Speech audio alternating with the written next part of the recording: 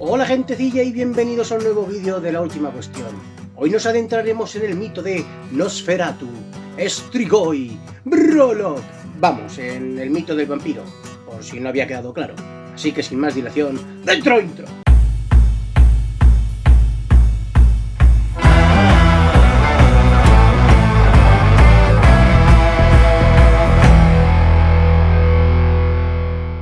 El mito de los vampiros es uno de los relatos más fascinantes y aterradores que ha trascendido a través de las diversas generaciones y culturas. Estos seres sedientos de sangre capaces de vivir eternamente han cautivado la imaginación humana durante siglos. Aunque hoy en día los vampiros son frecuentemente asociados con la literatura gótica y el cine de terror, el mito en sí tiene sus raíces en una variedad de leyendas y creencias que se han desarrollado en diferentes lugares del mundo a lo largo del tiempo. En este vídeo exploraremos el origen del mito de los vampiros desde sus primeras manifestaciones hasta su transformación en un icono cultural moderno. Etimología. La palabra vampiro tiene origen en el término vampire, de la lengua francesa, proveniente a su vez del término vampir, de las lenguas eslavas, y derivado del polaco vampir, y este a su vez del eslavo arcaico oper, que significa a la vez ser volador, beber o chupar y lobo. Por otra parte, hace también referencia a cierto tipo de murciélago hematófago. Y eso, niños, por si no lo sabéis, quiere decir que se alimenta de sangre. Antiguas raíces y creencias. Aunque el término vampiro puede evocar imágenes de condes y condesas chupasangre bajo capas oscuras, las historias sobre seres que se alimentan de la vida de los vivos tienen un origen mucho más antiguo y diverso.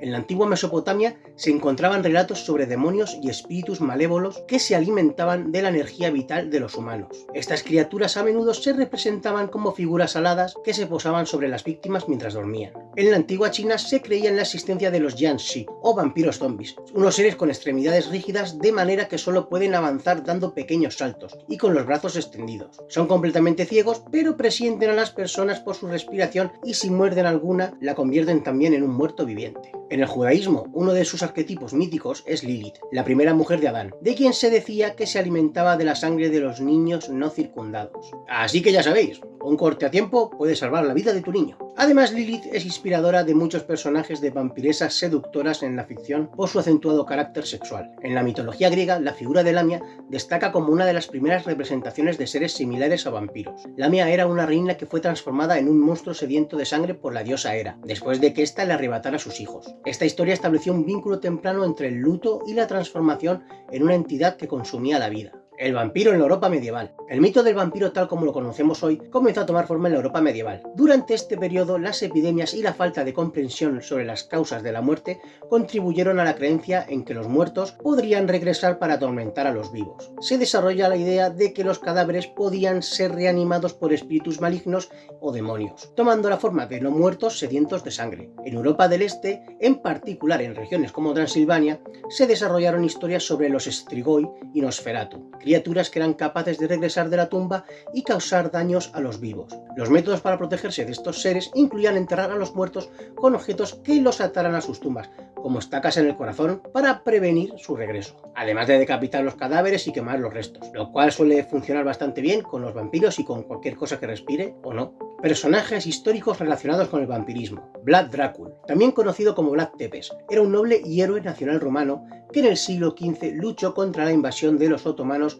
y es famoso por la crueldad de sus métodos. Inspiró la novela Drácula de Bram Stoker, por lo cual es relacionado con el tema, aunque no existe evidencia histórica que bebiera sangre de sus víctimas, ni las leyendas locales lo señalan por ser un vampiro. Condesa Elizabeth Bathory, llamada la Condesa Sangrienta, este personaje vivió entre los siglos XVI y XVII. Elizabeth era una importante aristócrata húngara y famosa en su época en Europa por su belleza. Fue acusada de secuestrar en su castillo en la actual Eslovaquia a numerosas doncellas vírgenes, nobles y campesinas, a quienes torturaba y desangraba hasta la muerte, para obtener la sangre que usaba en sus baños y bebía como parte de prácticas de magia negra en que era asistida por un séquito de brujas, bajo la creencia de que así se conservaba bella y lozana. Por ello fue condenada a vivir emparedada en sus aposentos, que fueron sellados para siempre y en los cuales uno de sus carceleros la encontró muerta en agosto de 1614. Gilles de Rais. Este noble francés del siglo XV, que luchó en los años finales de la Guerra de los 100 Años junto a Juana de Arco, torturó y dio muerte a unos 300 niños durante unos 8 años hasta que en el año 1440